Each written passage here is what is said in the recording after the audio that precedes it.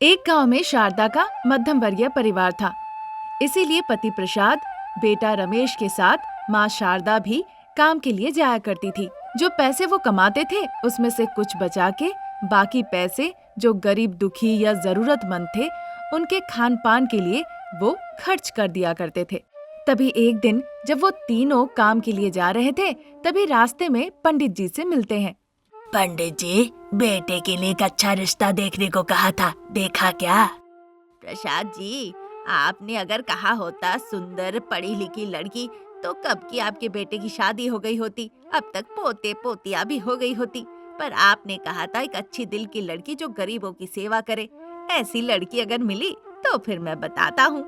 ऐसा कह के पंडित जी वहाँ से चले जाते हैं और वो तीनों भी काम के लिए चले जाते हैं। उस गांव से करीबन 10 किलोमीटर दूरी पर एक गांव था जहाँ 25 साल की अनामिका नाम की एक लड़की रहती थी। लक्ष्मी माँ की भक्त थी। वो दिल की बहुत अच्छी थी और सेवा भी करती थी। वो एक दिन टिफिन डब्बा लेकर शारदा के गांव में आती है। ठीक उसी वक्त शारदा, प्रसाद, रमेश काम के लिए जा रहे थे। वहीं एक पेड़ के नीचे एक बुजुर्ग महिला बैठ के भूख से तड़प रही थी। उसे तड़पते देख अनामिका तुरंत जाके अपना टिफिन डब्बा उसे खाने को देती है। वो तीनों अनामिका को देखते हैं। देखते ही अनामिका उन्हें पसंद आ जाती है। फिर एक दिन वो अनामिका को देखने जाते हैं। अनामिका का माता पिता कोई नहीं था। अनामिका की दादी ने उसे पाल पोस के बड़ा किया था। फिर बिना एक पैसे दहेज लिए शारदा और प्रसाद ने अनामिका को अपना पुत्र वधू बना लिया। वहाँ भी अनामिका लक्ष्मी माँ की पूजा करती है, आशीष मांगती है कि उसका परिवार ऐसे ही 100 सालों तक खुश रहे। सास, ससुर, पति, पत्नी चारों मजदूरी के लिए जाते थे और गरीबों की मदद करके खुशी खुशी जीवन बिता रहे थे। कुछ सालों बाद अनामिका को भव्या और नव्या 2 जुड़वा बच्चियां होती है। वो बहुत खुश होकर लोगों को भोजन कराने का बंदोबस्त करते हैं। सभी वहाँ पर आके उन्हें बहुत आशीर्वाद भी देते हैं। इसी तरह दिन गुजर रहे थे। दूसरी बार अनामिका फिर से काव्या नाम की एक बच्ची को जन्म देती है। बेडरूम में अनामिका और रमेश छोटी काव्या के साथ खेल रहे थे। तभी वहाँ शारदा आती है। बेटा, एक बार बाहर आना। ऐसा सुनकर रमेश बिना कुछ कहे सीधा अपने कमरे से हॉल में आ जाता है। वहाँ पहले से ही प्रसाद हॉल में बैठ के रमेश का इंतजार कर रहे होते हैं। पिताजी, मैं अनामिका का फैमिली प्लानिंग कराने का सोच रहा हूँ। ये सुनकर प्रसाद बहुत खुश होते हैं और बताते हैं उसे यहाँ पे बुलाने की वजह भी यही थी। फिर प्रसाद कहने लगते हैं, बेटा, मैंने तुम्हें इसी बारे में बात करने के लिए यहाँ बुलाया था। तुम्हारी माँ भी गई है बहू से यही बात करने के लिए। ठीक उसी वक्त छोटी सी कामना के साथ सासू माँ शारदा और बहू हॉल में आती है। वो बाप बेटे को देखती है। माँ, पिताजी ने मुझे सब कह दिया है। मैं और अनामिका फैमिली प्लानिंग के लिए जाकर आते हैं। तब तक तुम लोग घर पे सावधानी से रहना और बच्चों का ख्याल रखना। ऐसा कहकर रमेश और अनामिका बाहर कार के पास आते हैं। अनामिका को याद आता है कि वो कुछ भूल गई है। वो जल्दी से देवी लक्ष्मी के पास जाके प्रार्थना करती है, ताकि सब अच्छा हो, आशीर्वाद कीजिए माँ। प्रार्थना करती है।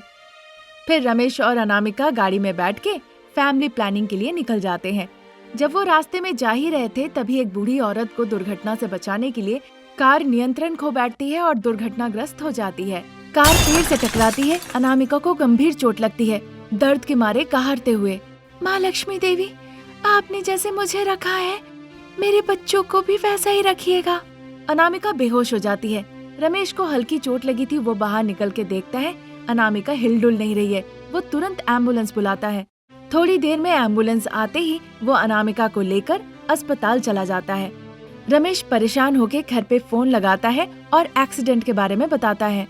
खबर मिलते ही शारदा परेशान होकर रोने लगती है और कहती है, अरे बेटा, अनामिका कैसी है? मैं और तुम्हारे पिताजी अभी आ रहे हैं। माँ, बच्चों को लेकर अस्पताल मत आओ। वो अनामिका को देखेंगे तो माँ माँ कहकर वो रोने लगेंगे। ठीक है बेटा। ऐसा कहकर वो फोन रख देती है। फिर भाव्या और नव्या को छोटी बहन काव्या का देखभाल करने को कहकर प्रसाद और शारदा भगवान के फोटो के पास जाते हैं। हे कोटि कोटि देवी देवता, मेरी बहू का कुछ नहीं होना चाहिए। माँ लक्ष्मी देवी, मेरी बहू आपके अलावा किसी देवी देवता के आगे सर नहीं झुकाया, ना ही पूजा की। अपने प्रिय भक्त का जान आपको आज बचाना ही होगा। अगर जान ले लेती है तो आप निर्दयी कहलाएंगी। आपके ऊपर सारा फैसला, जिम्मेदारी छोड़कर हम जा रहे हैं माँ।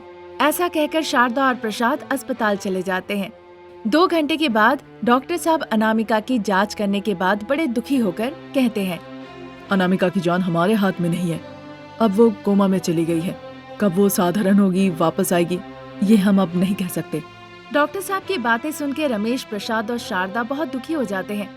थोड़ी देर बाद माँ लक्ष्मी देवी अनामिका के बिस्तर के बगल में आके प्रत्यक्ष होती है। अनामिका, तुम मेरी बहुत बड़ी भक्त हो, पर विधाता के सामने हम सभी को सर झुकाना होता है। तुम दुखी मत हो अनामिका, तुम्हारे बच्चों का मैं माँ जैसा ख्याल रखूंगी जब तक तुम लौट के ना आओ। जो भी होगा अनामिका, सब तुम्हारे भले के लिए ही होगा। ऐसा कह के माँ लक्ष्मी वहाँ से अदृश्य हो जाती है। उधर अनामिका के घर में उसकी छोटी बेटी काव्या बहुत रो रही थी। उनकी दोनों बहनों को समझ नहीं आ रहा था कि वो कैसे संभाले। माँ लक्ष्मी ये सहन नहीं कर पाई। वो तुरंत बच्चों के सामने आके प्रकट हो गई। वो बच्ची को गोद में लेकर लोरी सुना के सुला देती है। उधर अस्पताल में रमेश को बच्चों की बहुत याद आ रही थी। वो भागते हुए घर आता है। माँ लक्ष्मी बच्चों को रोते हुए नहीं देख पाई, तो बच्चों की वहीं पे देखभाल करने लगी और प्यार से उनके साथ बैठकर खेलने लगी। रमेश घर आके माँ लक्ष्मी को उस हालत में देखकर प्रणाम करके रोने लगता है। बच्चों को लेकर चिंता मत करो रमेश, मैं यहाँ पे हूँ। मैं उनका माँ की तरह ख्याल रखूंगी। तुम अनामिका का ख्याल रखो, जाओ। ये सुनकर रमेश बहुत खुश होता है और अस्पताल के लिए चला जाता है। उस दिन शाम होने के बाद शारदा और प्रसाद घर लौट आए। वो अनामिका को बच्चों के साथ खेलते देख बड़े आश्चर्य हुए। उन्होंने खुद को संभाला। फिर थोड़ी देर बाद सोफे के ऊपर एक उन्हें चमकता हुआ त्रिशूल दिखा। तभी शारदा और प्रसाद बच्चों के साथ खेल रही अनामिका के पास जाते हैं। एक गरीब माँ के बच्चों के लिए आप यहाँ आके उनकी माँ बनी है। हे लक्ष्मी माँ, आपका स्नेह और आशीर्वाद अद्भुत है, अविश्वसनीय है। ऐसा कहकर देवी माँ को प्रणाम करती है। तब से उस घर में अनामिका का बहुत सम्मान किया जाने लगा और सभी लोग खुशी खुशी रहने लगे। एक घर में शारदा और अनामिका सास बहू रहा करती थी। बहू अनामिका सॉफ्टवेयर इंजीनियर थी, इसीलिए वो महीने में 25,000 कमाती है कहकर उसे बड़ा इस बात के लिए घमंड था। पर सासू माँ शारदा मोमोज बेचकर हर दिन 4 से 5,000 रुपए कमाया करती थी, पर ये बात उसने अनामिका से कभी नहीं कहा। शारदा शांत किस्म की थी। किसी भी तरह कभी भी उसका दिमाग गर्म नहीं होता था और ना ही कभी वो गुस्सा करती थी। एक दिन अनामिका बड़ी ऊंची आवाज करके शारदा से बात कर रही थी, पर शारदा ने उसका जवाब नहीं दिया। अरे, बहुत दिन भर मेहनत करके पैसे कमा रही है और आप लोग बैठ बैठ के खा रही हैं। इतना भी अकल नहीं कि बहू को क्या चाहिए ख्याल रखे। बस 3 वक्त खाना है और बैठ बैठ के टीवी देखना है। इसके अलावा आप करती भी क्या है? हाँ बहू रानी। नहाने के लिए गर्म पानी भी नहीं रखा, मेरे कपड़ों को इस्त्री भी नहीं किया आपने। देखिए, अभी तक आपने मेरा लंच बॉक्स भी तैयार नहीं करके रखा और मैं क्या कहूँ? काफी थकी हुई थी, इसीलिए सो गई थी बहू। आप थक गई थी? मैं मेहनत करके हर महीने 25,000 कमा रही हूँ और आप थक रही हैं। इतनी थकावट हो रही है, एक बार जाके अपना मुंह शीशे में देख कर आइए। 25,000 रुपए कमाने लायक हैं आप? सॉफ्टवेयर बहुरानी को अपनी पत्नी को इस तरह से अपमान करते हुए देखकर प्रसाद बर्दाश्त नहीं कर पाते हैं और बेडरूम से बाहर निकल आते हैं और संवेदनशील होकर कहने लगते हैं, देखो सॉफ्टवेयर बहू, मेरी पत्नी इस घर की मालकिन है, तुम्हारी नौकरानी नहीं, सासू माँ है। यह सब याद रख के बात करो तो सबके लिए अच्छा रहेगा। मैंने सॉफ्टवेयर पढ़ाई की है और ऊपर से 25,000 कमाती हूँ। अगर आप इस तरह से जुबान लड़ा के बात करेंगे तो आप ही का नुकसान रहेगा। ऐसा कहकर बहुरानी गुस्से से ऑफिस चली जाती है। दुखी होकर शारदा आके सोफे पे बैठ जाती है। फिर प्रसाद भी उसके पास आकर बैठते हैं। क्या शारदा, बहू जब ऐसी बातें कर रही थी तो तुम क्यों नहीं बताती कि तुम कितना कमाती हो? सब बता दो ना। बहू बच्ची है, उसे कुछ समझ नहीं है। तुम महान हो शारदा, जब तुम्हारी माँ कहती थी तो तुम चुप रहती थी, अब बहू कह रही है फिर भी तुम चुपचाप हो। हाँ ठीक है, करूँगी, जरूर करूँगी। और अभी जाती हूँ। ये 5 शब्द का अगर हम सम्मान करें तो ये घर स्वर्ग बन जाएगा। सास बहू देवी बन जाएगी, बाप बेटा भगवान बन जाएंगे, हर रिश्ता अमूल्य हो जाएगा। तुम्हारा पति होने का आज मुझे बहुत गर्व है शारदा। अगर इस तरह बात करते रहे मोमो बेचने का वक्त निकल जाएगा। सब तैयारी करनी होगी। देर हो गए ना तो हमारे चाहने वाले हमें नहीं छोड़ेंगे। मेरी पत्नी को मोमोज बनाने में महारत हासिल है, पता है कि नहीं? सब मेरी ही ट्रेनिंग है। बहुत हो गया, अब चलिए। ऐसा कहकर शारदा और प्रसाद थैला लेकर घर से बाहर चले जाते हैं। आधे घंटे के अंदर ही शारदा और प्रसाद मोमो के दुकान पे पहुंच जाते हैं। मोमोज खाने के लिए शारदा के दुकान में भीड़ लग जाती है। प्रसाद पैसे लेकर सभी को मोमोज देते हैं। इसी तरह दिन निकलते हैं। एक दिन अनामिका ऑफिस से लौट के आती है तो देखती है उनके सास ससुर शारदा और प्रसाद घर पे नहीं है। फिर एक दिन बड़े प्यार से अपने पति रमेश से वो कहती है, अजी। जैसे ही वो बुलाती है रमेश बहुत खुश हो जाता है।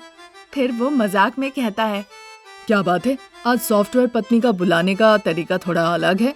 हमेशा तुम नाम लेके रमेश कहकर बुलाती हो, आज बदलाव। आपने गौर किया है क्या, आजकल माँ पिताजी बड़े लेट से घर लौट आते हैं। उन्होंने कुछ कहा है कि कहाँ वो जाते हैं? सॉफ्टवेयर बहुरानी इतना घमंड जो दिखाती है जो उन्हें बर्दाश्त नहीं होता, इसीलिए बाहर जाके वो बैठ जाते हैं। उनका घर कभी भी वो आ सकते हैं, कहीं भी वो जा सकते हैं। तुम्हें क्या मतलब, तुम तो सॉफ्टवेयर बहुरानी हो ना, तुम्हें इससे क्या लेना देना। तुम अपने काम पे ध्यान दो। लेना देना तो हो गई ना। मैं सारा दिन ऑफिस में काम करके घर लौट आती हूँ, सर दर्द करता है, बहुत थकावट हो जाती है। मुझे गर्मा गर्म चाय पीने को मन करता है। जब चाय मांगने जाती हूँ तो देखती हूँ सासू माँ घर पे नहीं है। इसका मतलब खुद के लिए चाय खुद बना लिया करो।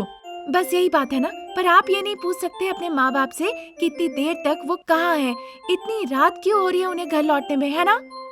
उन्हें बताना होता तो उन्होंने बता दिया होता, और बताया नहीं है इसका मतलब है मुझे जानने की कोई जरूरत नहीं है।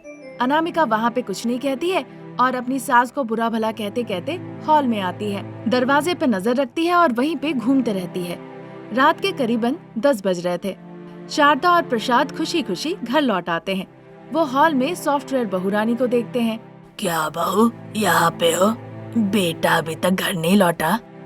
वो तो बहुत पहले ही आ गए। पर ये बताइए, आप लोग दोनों शाम से घर पे क्यों नहीं है? लव बर्ड्स की तरह बाहर घूमने के लिए गए थे और अब घर लौट रहे हैं। कहाँ गए थे आप लोग पहले, ये बताइए मुझे। देखो बहू, हमारे पास कहने के लिए कुछ भी नहीं है। हम बहुत थके हैं, अभी बाहर से घर आए हैं। इस तरह बिना कुछ कहे शारदा वहाँ से चली गई। इसी तरह दिन निकल रहे थे।